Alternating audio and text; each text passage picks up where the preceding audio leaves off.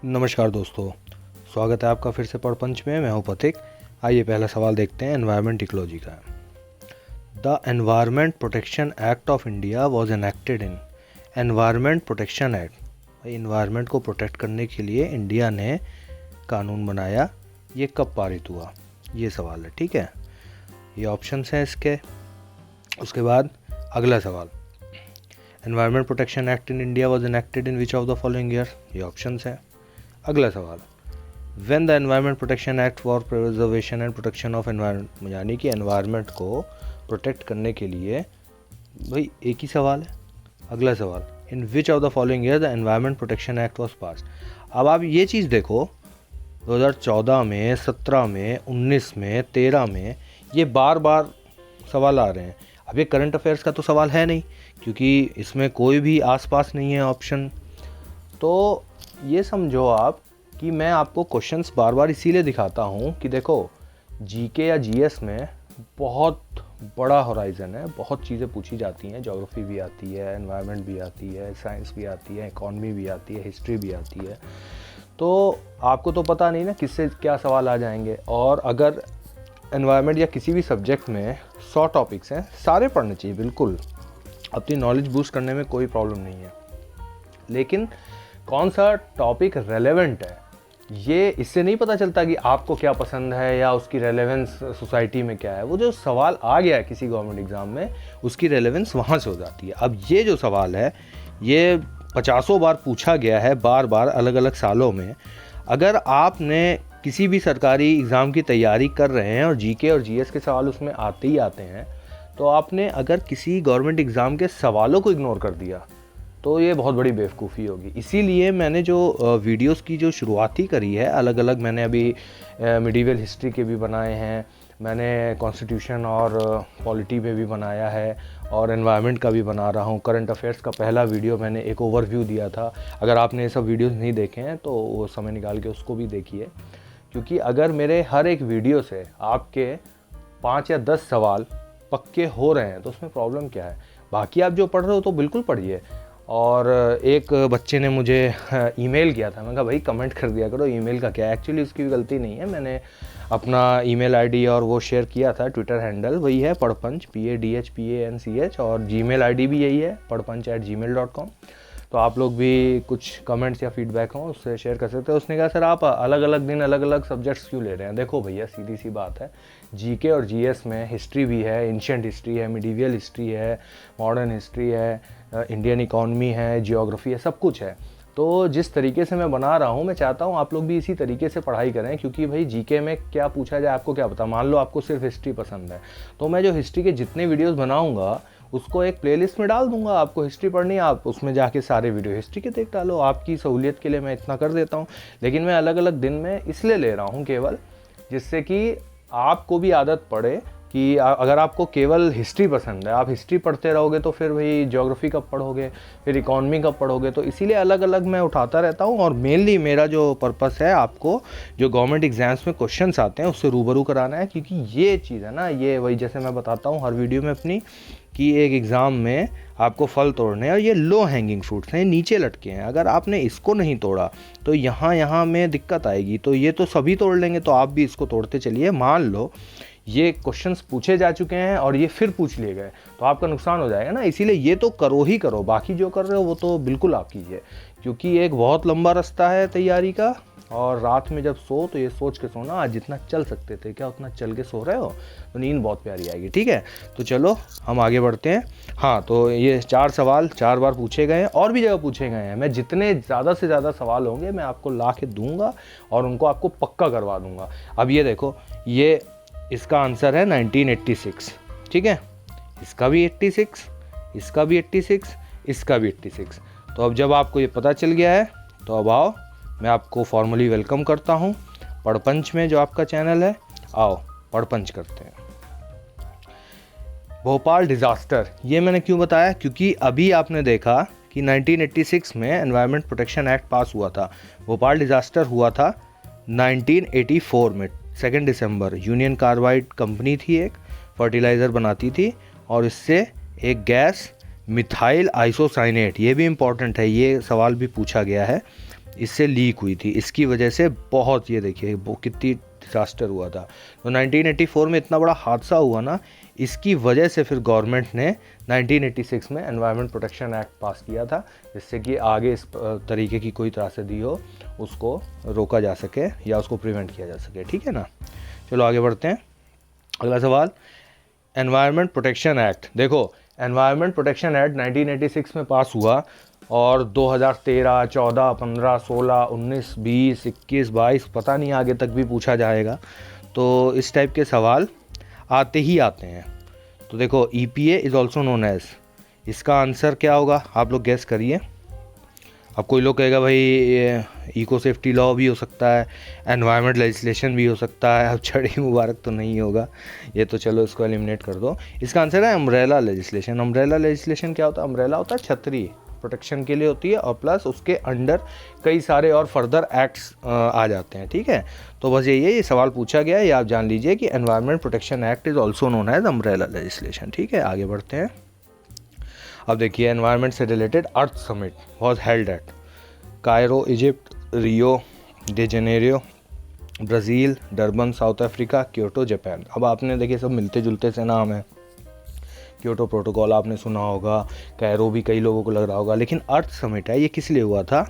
एक कॉन्सेप्ट होता है सस्टेनेबल डेवलपमेंट का। ठीक है, सस्टेनेबल डेवलपमेंट क्या होता है कि आप जो भी डेवलपमेंट करें इस तरीके से करें कि अगली पीढ़ी जो भविष्य की है उसको नुकसान ना हो। पता चला आपको भाई घर वर बनाने, आपने सारे जंगल काट दिए, आपने घर ही बना डाले, फैक्ट्रियाँ ही बना दी, तो फिर भाई पेड़ ही नहीं बचेंगे तो अगली पीढ़ी क्या करेगी? तो आप ऐसे डेवलपमेंट करें कि वो सस्टेनेबल हो, यानी अगली पीढ़ी को ध्यान में रखते हुए। तो ये सब चीज़ें जहन में दुनिया के आने लग गई थी, तो यूनाइटेड नेशंस और सबने मिल के कुछ ऐसा समिट्स और ये सब करी, जिसका आज भी अब बहुत प्रभाव है। जैसे सस्टेनेबल डेवलपमेंट गोल्स आ गए, वो सब आगे आगे जैसे जैसे हम और पढ़ते जाएंगे, क्वेश्चंस को एड्रेस करेंगे, सब सवाल पूछे गए हैं और सब इम्पॉर्टेंट हैं। ठीक है, तो अर्थ समिट भाई कहाँ हुआ था? अब आप लोग को पता ही होगा कईयों को, ये है रियो डे जेनेरियो में। ठीक है, ये कब हुआ था? 1992 में। ठीक, चलो आगे बढ़ते हैं। इंटरनेशनल कॉन्फ्रेंस हेल्ड इन रियो, इसका नाम क्या था? ये भी इंपॉर्टेंट है। अब आपको कोई अर्थ समिट था, ठीक है, उसको अर्थ समिट बोला जाता है, लेकिन फॉर्मली उसका जो नाम था वो था United Nations conference on sustainable development. ये अर्थ समिट का एक्चुअल नेम था। ठीक है ना। अच्छा, एक और बात है, अब जैसे मान लीजिए मैं तो अपने वीडियो की शुरुआत ही क्वेश्चन से करता हूँ ताकि टाइम नहीं वेस्ट हो, बीच में थोड़ा बहुत पढ़पंच करता रहता हूँ ताकि आपका थोड़ा वैल्यू एडिशन होता रहे। अगर आपको पहला सवाल जो सबसे सिंपल होता है वो आता है तो आप कोशिश करिए आगे स्किप करके देखिए क्या आपको आगे भी आ रहा है। अगर आपको आगे के सवाल आते हैं तो अच्छा है, आप सही डायरेक्शन में जा रहे हैं, आपका कॉन्फिडेंस बिल्डअप होगा उससे। और अगर आपको आगे के सवाल नहीं आ रहे हैं या पहले ही नहीं आ रहा है, फिर तो आप बहुत ध्यान से नोट्स बना के इस वीडियो को देखिए, क्योंकि जो सवाल पूछे जा चुके हैं उनकी प्रोबेबिलिटी पूछने की बहुत ज़्यादा होती है आगे। कहीं का भी सवाल कहीं भी पूछा जा सकता है। ऐसा नहीं है कि यूपी PCS में पूछ लिया है तो उत्तराखंड तहसीलदार में नहीं पूछेगा, या फिर हरियाणा में पूछा गया है तो उसको बिहार में नहीं पूछेगा। ठीक है ना। चलिए आगे बढ़ते हैं। अर्थ समिट +5 वॉज हेल्ड इन। अब अर्थ समिट आपने देख लिया, +5 क्या है? वही सवाल आया है। +5 मतलब 5 साल बाद क्या हुआ? अब मैंने आपको बताया था ना 1992 में अर्थ समिट हुई थी। इसका नाम क्या था? इसका नाम था United Nations conference on sustainable development. 92 में हुई, 5 जोड़ दो भाई इसमें, बस हो गया आपका 1990 से। अब देखो, अगर आपको अर्थ समिट ही नहीं पता होगा तो फिर वो सवाल कैसे होगा? वो 92 में हुआ, +5 कर दो। ऐसे ही +10 भी आता है, वो कब हुआ होगा भाई? वो 2002 में होगा। +20 भी आता है, वो कब हुआ भाई? वो 2012 में हुआ। और +20 जो है वो 2012 में वो फिर से रियो में हुआ था, रियो डे जेनेरियो ब्राज़ील। ठीक है, चलो आगे बढ़ते हैं। Headquarters of UNEP, United Nations environment programme. ठीक है, ये भी क्वेश्चन काफ़ी कॉमन है और हाई यील्डिंग। ये जो मैं सारे सवाल आपको गवर्नमेंट एग्ज़ाम्स के जो आ चुके हैं वो इसलिए करा रहा हूँ कि ये हाई यील्डिंग है। हाई यील्डिंग यानी इसका कॉस्ट टू बेनिफिट रेशियो काफ़ी अच्छा है कि इसमें आपका लग क्या रहा है। आप 10-15 मिनट की एक वीडियो देख रहे हो, इसमें वो सवाल हो जा रहे हैं, इनको छोटे से मुश्किल से एक पेज के 1/10 पार्ट में आपने पॉइंट आउट कर लिया और उसको बार बार रिपीट कर लिया। ये आपके कहीं नहीं मिस होने वाले क्वेश्चन। हाँ, आप अगर कोई किताब पढ़ रहा है कि मैंने तो पूरा इसको 5 बार रिवाइज कर लिया, मुझे सब कुछ पता है, अच्छी बात है, लेकिन ये सवाल पूछे जा चुके हैं। अगर वो 100 में से 3 टॉपिक्स आपने जो कवर किए हैं उससे ये सवाल हैं तो वेल एंड गुड, लेकिन अगर एक टॉपिक आपका मिस हो गया, उससे सवाल आया और फिर से आ गया, वो आपका नुकसान है ना, तो इसमें कोई हर्ज नहीं है। ठीक है, तो हाँ भाई, यूनाइटेड नेशन एनवायरनमेंट प्रोग्राम, इसका हेडक्वार्टर कहाँ है? ये है नायरोबी, केनिया। ठीक है, अफ्रीका में है नायरोबी। आगे बढ़ते हैं। Where is the headquarter of UNEP? देखो, United Nation environment programme, again Nairobi में ही होगा। आगे बढ़ते हैं। अब देखो, झारखंड ने पूछ लिया, यूपी ने पूछ लिया, राजस्थान पूछ लेता है, हिमाचल पूछ लेता है, उत्तराखंड पूछ लेता है, ये कॉमन क्वेश्चंस हैं, ये घूमते रहते हैं। ठीक है ना। आगे, national green tribunal. National green tribunal क्या भाई? ट्रिब्यूनल क्या होता है? ऐसे समझो, ट्रिब्यूनल एक तरीके का कोर्ट जैसे ही होता है। कुछ भी केसेस वगैरह होते हैं तो इसको बनाने की ज़रूरत इसलिए पड़ी थी क्योंकि एनवायरनमेंट को लेके थोड़ा जब जागरूक होने लगा विश्व, तो धीरे धीरे सारी कंट्रीज़ पे भी प्रेशर आने लगा, तो फिर कोर्ट केसेस बहुत होने लगे। अब जैसे कोई डेवलपमेंट प्रोजेक्ट है, उसमें एनवायरनमेंट की वजह से कुछ एक्टिविस्ट आ गए, जैसे नर्मदा बचाओ अभियान और ये सब आपने देखा होगा, तो बहुत सारे केसेस होने लग गए, तो कोर्ट्स पे बहुत बर्डन आ गया। तो फिर गवर्नमेंट ने सोचा कि ऐसा करते हैं कि जो एनवायरनमेंट रिलेटेड केसेस हैं उनको हम एक ट्रिब्यूनल बना देते हैं। और जब मैं कॉन्स्टिट्यूशन पढ़ाया था, बता रहा था ना मैं उसका स्ट्रक्चर कि उसमें कई सारे पार्ट्स हैं, तो ट्रिब्यूनल भी कॉन्स्टिट्यूशन में मेंशन्ड है, वो अमेंडमेंट से डाला गया था। तो हालांकि नेशनल ग्रीन ट्रिब्यूनल जो है मैं ट्रिब्यूनल समझा रहा था इसीलिए आ गया, तो नेशनल ग्रीन ट्रिब्यूनल केवल एनवायरमेंटल रिलेटेड केसेस को हैंडल करता है और ये इस्टेब्लिश हुआ था 2010 में। ठीक है, चलो। NGT, when did NGT came into force?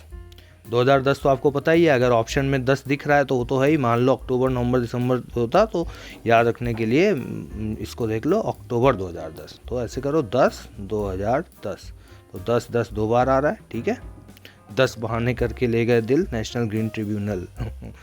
ठीक, चलो। The genetic engineering appraisal committee constituted under. Genetic engineering appraisal committee एक कमेटी है जो कि पहले इसका नाम अप्रूवल था, अब फिर उसको अप्रेजल कर दिया गया। कोई भी जेनेटिकली मॉडिफाइड क्रॉप्स वगैरह जो होते हैं वो उसको अगर अप्रूवल चाहिए होता है तो वो इसके थ्रू होता है। और वो किसके अंडर कॉन्स्टिट्यूट हुई है?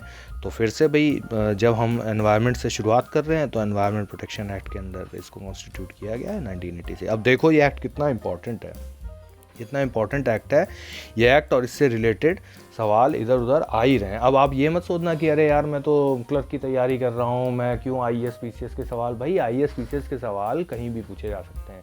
अगर क्लर्क में आ गया तो ये थोड़ी कह दोगे छोड़ा होगे कि नहीं ये तो IAS का सवाल है, मैं नहीं करूँगा। अब IAS का फॉर्म चेंज हो रहा है, वहाँ सवाल अब बदल रहे हैं, PCS में भी बदल रहे हैं। ये सब सवाल ऐसा तो है नहीं कि ये ख़त्म हो जाएंगे आज से 10 साल बाद भी। अब भाई एनवायरनमेंट प्रोटेक्शन एक्ट 1986 में पास हुआ, हाँ कल को इसमें अमेंडमेंट हो जाए, कोई नया एक्ट आ जाए, वो बात अलग है, लेकिन जो हो चुका है वो तो नहीं बदल सकता ना।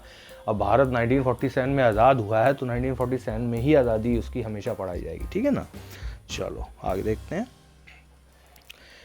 अब ये सवाल जो है मैं अपने हर वीडियो में एक सवाल आप लोगों को दे देता हूँ कि आपको इसका आंसर पता है तो मुझे कमेंट करके बताइए, और जब मैं अगला वीडियो बनाऊँगा इससे रिलेटेड तो मैं शुरुआत इसी सवाल से करूँगा और इसका आंसर मैं उसमें दूंगा। ठीक है। Which country introduce the green army for environment conservation? Environment conserve करने के लिए यंग लोगों के लिए एक आर्मी बनाई गई। आर्मी ये नहीं लड़ाई वड़ाई करेंगे जाके, उनको ट्रेनिंग दी जाएगी, उनको जो सस्टेनेबल डेवलपमेंट से रिलेटेड, एनवायरनमेंट प्रोटेक्शन से रिलेटेड वो सब सिखाया जाएगा ताकि वो लोगों को हेल्प कर सकें। तो ये किस कंट्री ने शुरू की है? ये अच्छा एक इनिशिएटिव है, ये हर कंट्री को अडॉप्ट करना चाहिए। जापान, चाइना, ऑस्ट्रेलिया या इजिप्ट। ठीक है। अगर आपको आंसर पता है तो आप कमेंट में लिखिए, और नहीं तो नेक्स्ट वीडियो का वेट कीजिए, मैं आपको आंसर बताऊंगा। चलिए तब तक थैंक यू। और अगर आपको पसंद आया तो चैनल को लाइक करिए, शेयर कीजिए, सब्सक्राइब कीजिए, बेल आइकन को ज़रूर दबाइए ताकि आपसे कोई वीडियो मिस ना हो। और मुझे अगर आप प्रोत्साहित करेंगे तो मैं ज़्यादा से ज़्यादा और वीडियोस बनाऊंगा, जिससे कि आपका थोड़ा हेल्प हो सके प्रिपरेशन एरिया में। चलिए, thanks a lot, bye bye.